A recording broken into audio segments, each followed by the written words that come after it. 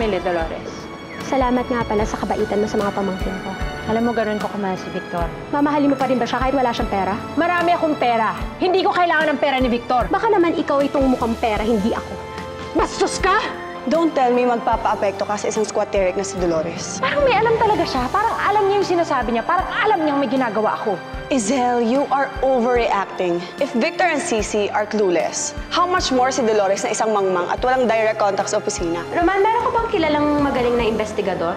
Saan mo gagamitin? Kasi gusto ko sanang pa-imbestigahan si Izel sa pagnanakaw niya sa pera ni Victor. Kailangan ko lang talaga ng ebidensya. Ano ba yun? Saan mo nakuha yung ideyang yun? Roman, totoo yun. Totoo yung sinasabi ko. Alam mo, Dolores, mag-ingat ka sa pagbibintang. Kung umabot kay Isel yung sinasabi mo, sigurado ako babalikan ka nun. Lalo na kung wala ka naman mapapatunayan.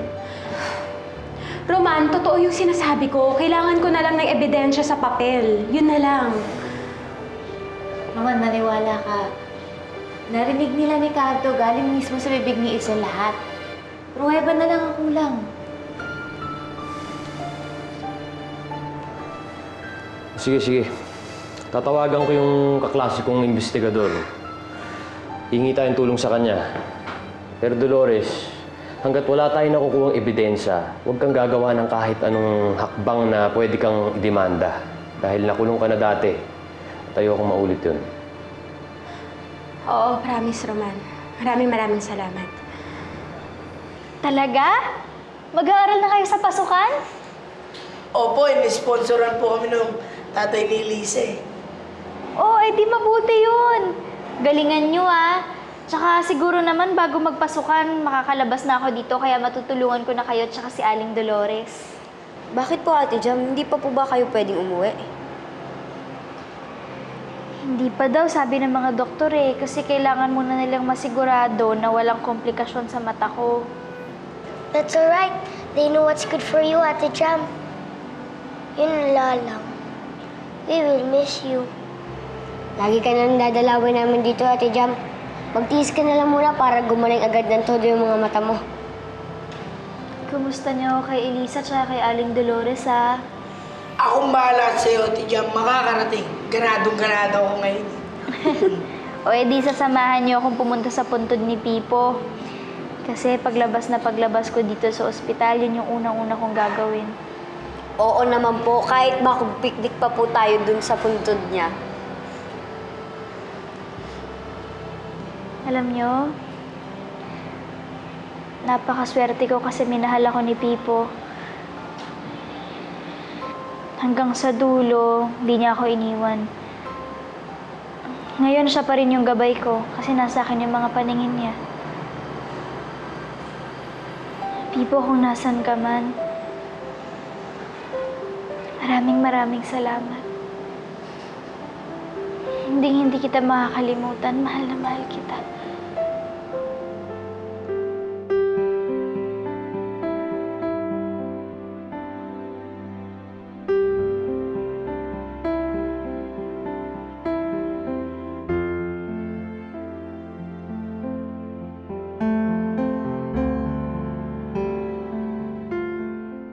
Ito talaga si Dolores, halatang in love pa rin kay Victor. Pursigidong i-booking si Isel.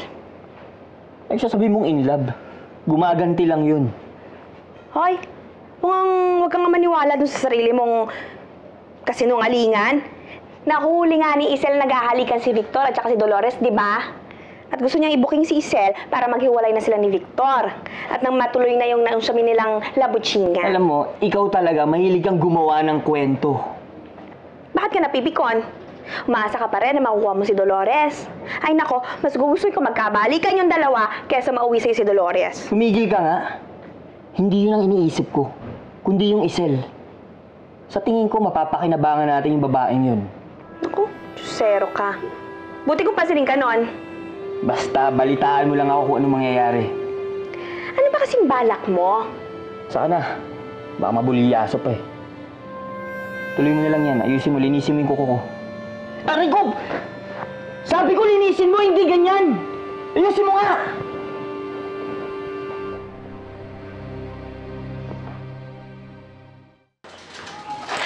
Salamat sa Diyos, naubos yung mga paninda ko. Naku, sa susunod, dadamihan ko yung lalako ko.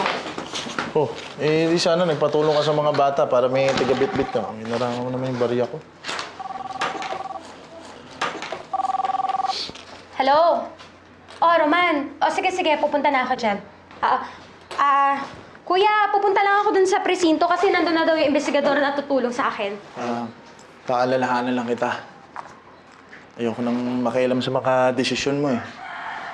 Pero sana alam mo yung ginagawa mo. Alam ko, kuya. Alam ko yung ginagawa ko. Diyos ko naman, Dolores, alam mo yung ginagawa mo? Dami mo na pinagdaanan sa mga gwison ah.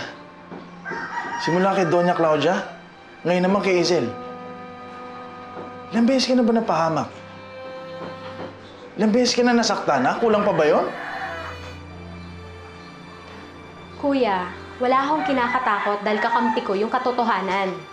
Sandali. Dolores, bakit mo ba ginagawa yan? Kuya, kasi alam ko, ginagawa ng masama si Victor. Anong gagawin ko? Mananahimik na lang ba ako? Hindi ko kaya magbulag-bulagan, kuya. Ngayon, kung hindi mo kayang irespeto yung ginagawa ko, sana naman respetuhin mo yung prinsipyo ko.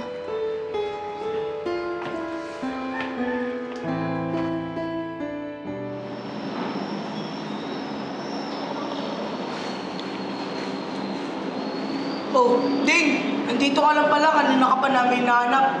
Tara, umuwi na tayo. Bakit parang ang lungkot mo? Naisip ko kasi si Kuya Pipo eh. Yung kabaitan niya. Yung hanggang sa uli, ibang tao pa rin yung iniisip niya. I'm sure he's smiling in the heaven now. And I believe that he's gonna guide us and protect us from harm. Eh, mas maganda na yung buhay siya para mas ligtas tayo. Eh, wala naman sigurong mangyayaring masama sa atin, di ba? Eh, paano kung meron? Paano kung balikan tayo ng mga hamog? O kaya yung mga kakampi ni Mang Baldo? Hindi naman siguro. Nandiyan naman si Tate, si Mang Roman, tsaka si Chang Dolores para mag-alaga sa atin. Oo nga. Basta, huwag niyong kakalimutan yung turo sa atin ni Chang Dolores. Huwag kang manlalamang sa kapwa at gawin mo kung ano yung tama.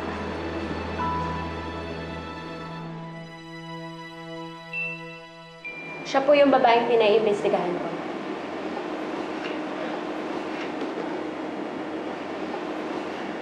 Kaano mo siya? Ha? Asawa ng ex niya. Pero wala naman akong planong mang-agaw ng asawa na may asawa. Siya kasi tugnag-nakaw. Kinukuha niya lahat ng pera ni Victor. Malalaman natin kung totoong lahat ng yan. Akong bahala. Maraming koneksyon tong kaibigan ko si Jay. Kung totoo nga yung sinasabi mo, sisiw lang yun sa kanya. Kapag may nakuha ako, ipapaalam ko agad kay Roman. Pwede mo nang sugurin yung asawa ng ex mo. Salamat, Jay. Ang hangad ko lang ang katotohanan.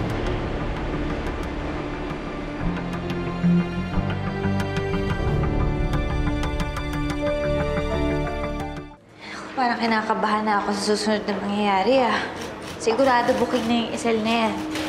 Teka lang, nasabi mo na ba sa kuya mo na nagpapaimbestiga ka? Lagi nagpapaalala nga si Kuya.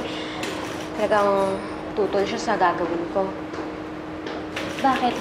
Dahil ba sa nagawa ng mag-asawa para sa kanya? Mars, hindi ko naman masisisi si Kuya na ayaw niya yung gagawin ko. Pero hindi rin naman ako magpapapigil sa kanya. Ayaw ko rin naman na maipit siya sa sitwasyon namin. At ayaw niya rin na magbuka kaming walang utang na loob kina Isel at Victor.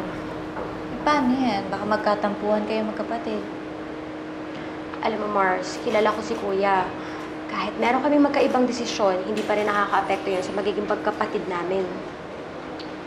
Sana nga, komplikado tong pinasok mo, Mars Pag napatunayan na mandurugas nga tong si Isel, pupusta ako. Ihiwalayan ni Victor yan. Mabait kasi si Victor. Ang karapat-dapat sa kanya, yung maayos na babae. Hindi yung pera lang yung habol sa kanya. Yung babaeng mamahalin siya talaga. Parang kilala ko yung babaeng yan, ah. Parang kilalang kilala ko. Talaga, Mars. Alagang-alaga mo talaga akong asarin. Eh?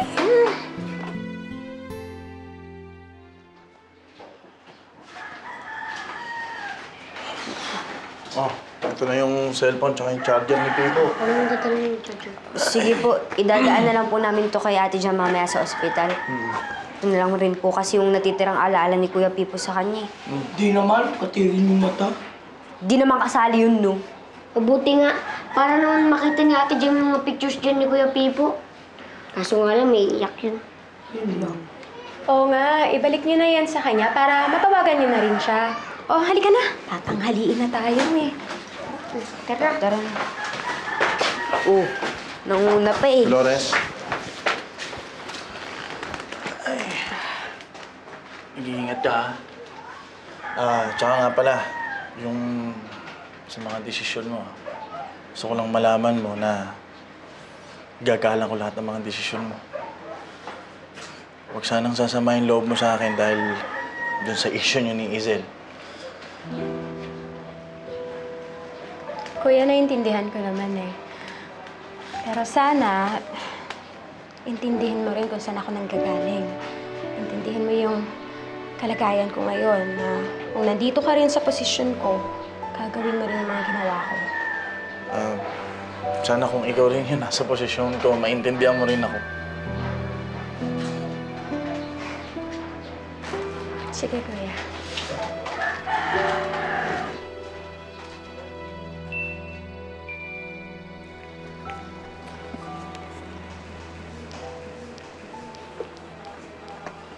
Tay! Anak, Tay, ayos po ba kayo? hindi naman anak. Bakit? Tay, tulungan niyo po kung buuin tong bricks ko. O sige. Naku, mahirap to ah. Teka, nak, sandali lang ha. Dali nak, babalik ako ha. Hello? Hello? Yes, si Mr. Guison to. Hello? Sino to? Hello?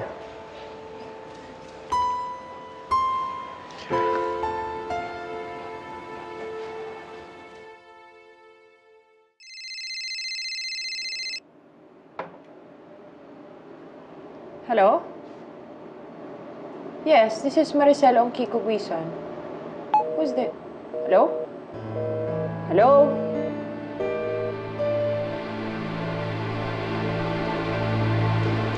Roman!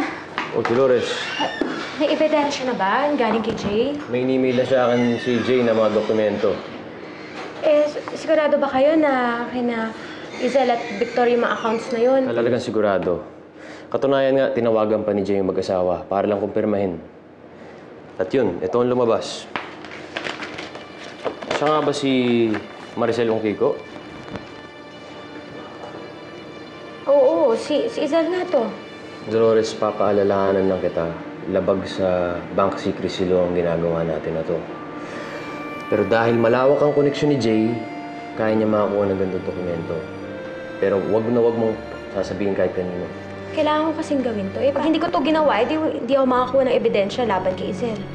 Well, tama ka. Pero kumpirmado na 5 bank accounts ni Izel dito sa Pilipinas. At buwan-buwan, maraming pumapasok na pera sa mga bank accounts na yun. Maraming paper trails. At 4 sa bank accounts na yun, bagong bukas lang. Saan daw nanggagaling yung mga perang pumapasok sa account niya? Hindi pa sigurado si Jay, pero meron daw anomalyang nangyayari. Unang-una, bankrupt na ang pamilya ni Izel sa family business nila. Pero nagtataka kami kung bakit ang daming pera sa bangko nila. Yun ang gusto malaman ni Jay, kaya tinitrace niya ngayon. Ako sigurado ako kay Victor yan.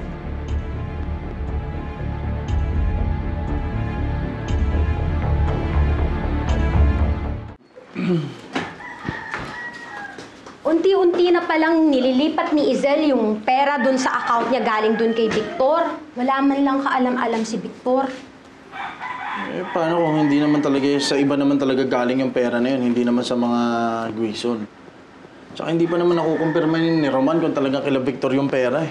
Kuya, dokumento na lang yung kulang ko para mapatunayan ko to. Oh, paano mo nalaman naman? Kasi may mga connection yun si Jay sa mga bangko. Hindi pwedeng pakialaman yun na walang permiso ng may-ari. Madidemanda kayo. Eh di magdemanda siya. Siya na nga itong nagnanakaw, siya pa yung may lakas ng loob magdemanda. Ay, Dolores. Alam mo, baka magising na lang yan si Victor. Pulubi na siya. Tsaka, baka naman pati yung mamanahin ni Elisa. Wala din. Mabukunada yun.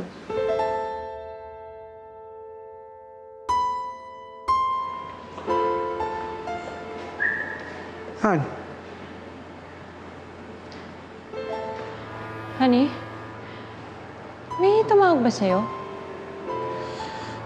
oh, tinatanong kung si Victor Guizon ako. Pero hindi naman siya sumasagot, bigla na lang naputol.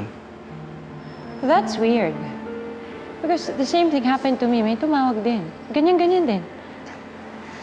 Han, baka naman nagkataon lang yun. I don't think so. I'm sure kung sino man yung tumawag sa atin, meron yung motibo. And we have to find out.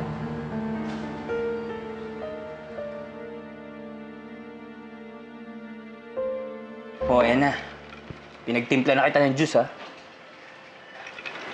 Orange juice lang? Huwag ka nga maarte. Dali na, ano ng balita? Ayun na nga, bukay na nga si Isel.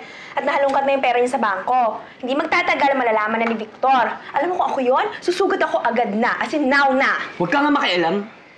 Parang kang bawang eh. Gusto mo lagi ka na lang nakasahog. Aba, syempre, magkakapera ako kay Victor. Gaga, baril lang bibigay sa'yo nun. Baka mamaya thank you pa. Basta ako na bahala. Alam ko kung saan tayo mas titiba ng pera. O sige, sabi mo eh.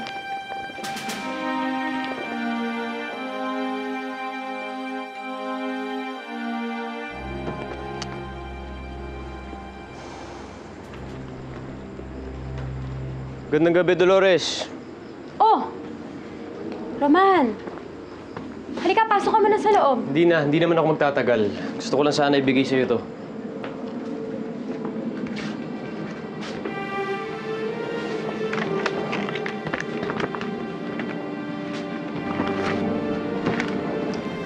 Na-trace na ni Jay kung saan nanggagaling ang pera na Isel.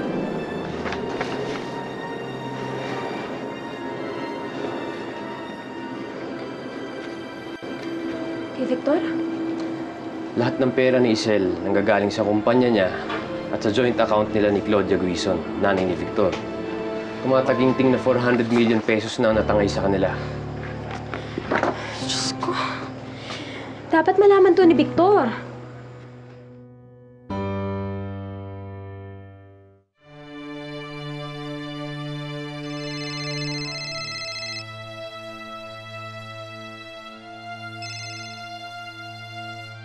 Hello? Magandang gabi sa'yo, Isel Guizon. Sino to? Di na importante kung sino ako. Ang mahalaga, malaman mo na malapit ng mabuking ng mga Guizon ang ginagawa mo sa pera nila. Hayop ka, sino ka? Hindi ko alam ang sinasabi mo. Huwag ka nang magmaang-maangan School of Acting dyan. Basta isipin mo na lang na kaibigan ako. At malalaman na ni Victor ang pagnanakaw mo sa kanya. Sino ka? Hello, sino to? Sino ako? Sa turing mo na lang ako na isang kaibigan na nagmamalasakit sa'yo.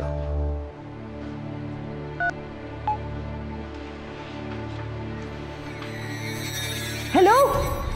Hello? Han, are you okay?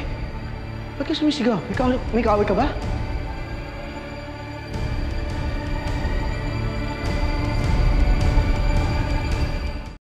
May kaaway ka ba? Hindi, wala, honey. Hindi kasi kami magkarinigan. Mahina yung signal. Oo, wala akong signal dito sa loob eh. Si Odette may tinatanong po sa office. Sa labas ko na lang siguro tatawagan. Sige, pumunta lang din ako ng clubhouse, ha? Okay.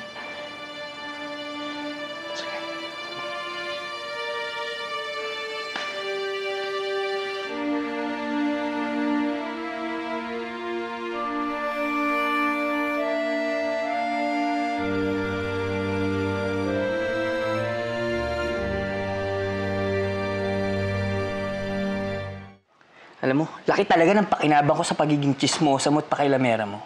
Kung hindi dahil doon, hindi mo makukuha yung number ni Isel. Aba, natural, no? Kinakalikot ko yung telepono ni Cardo. Baka mamaya nabababae na siya. Si Cardo pa talaga ng bababae, ha? Oo, bakit? Eh, teka, bago tayo magkalimutan, bakit nga hindi mo pa sa akin sinasabi yung plano mo kay Isel? Bakit mo ba sinabi sa kanyang may nakakaalam na ng kalokohan niya? Eh kasi kung kakampihan natin si Dolores, oo, makakascore ako sa kanya. Pero hindi tayo magkakapera sa kanya. O bakit? Diyan kay Isel ba magkakapera tayo? Oo, at malaki. Basta maghintay-hintay ka lang. Isel, ano ba nangyari? Ako ba pinaglalaroan mo? Ano ba sinasabi mo? O gusto mo lang lahat ng kayamanan ni Victor sa'yo mapunta? O di tatatlo lang tayong nakakaalam ng sikreto ko? Isel, hindi kita maintindihan. Loyal ako sa'yo. Hindi kita lolokohin. Papraning ka na naman eh. Ano ba pumasok dyan sa utak mo? Enough, quiet. Baka lumabas si Victor sa kwarto niya. May masama bang nangyari? Odette, we have to act fast. Kailangan itago mo mga dokumento na magbubuko sa atin kay Victor. Saan ang dahilan? Mukhang may nakakaalam na ng ginagawa natin. What?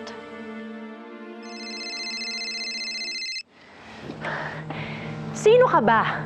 Bakit ba tawag ka ng tawag sa akin? Alam mo naman kung bakit, di ba? Hindi ko alam. Nagkakamali ka sa mga sinasabi mo. Hindi ako nagkakamali. At alam ko na alam mo kung ano yung sinasabi ko. Hindi ko alam, okay? And please, wag mo na akong tawagan ulit kahit kailan. Teka, sandali. Hindi mo ko kalaban. Kaya nga kita sinasabihan ngayon dahil kaibigan mo ako. Kaya ayoko mapahama ka, kaya sinabihan kita agad. Sino ka ba talaga? Bakit ayaw mo sa akin sabihin ang pangalan mo? Wag na. Basta takpan mo na lang lahat ng butas na pwedeng makita ni Victor. Dahil malapit ka nang mabuking. Hindi ako naniniwala sa'yo. You're just bluffing me. O sige, bahala ka. Ikaw din. Baka sa susunod na pagtawag ko sa'yo, nasa loob ka na ng kulungan. Tandaan mo, malapit ka nang mabuking. Sino magbubuking, ha? Sabihin mo sa akin, sino?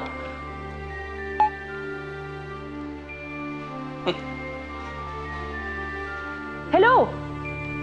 Hello? God! Sino to?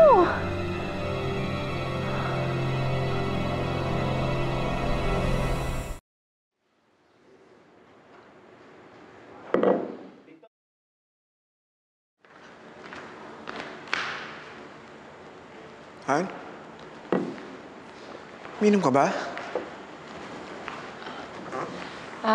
Ewan ko honey. Nagpapaantok lang. Ha? Okay? Yeah, I'm okay. Don't worry. There's nothing to worry about. Oh, your phone, Han. Your phone.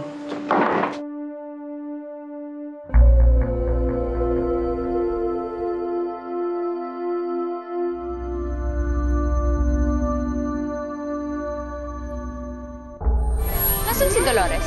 Pagkakarinig ko kanina, punta daw kay Ma'am Victor. Kay Victor? Di lahat ng bagay dito ngayon sa mundo libre. Huwag ka nang magdaldal. Magkano ang kailangan mo? Huwag kang mag-alala, madam. Tutumbasan ko yung ibibigay mo. O ngayon sabihin mo sa akin, si Dolores ba ang tinutukoy mo? Kuya, alam na ni Victor lahat. Pinakita ko sa kanya yung mga ebidensya na ninanakawan talaga siya ni Isel.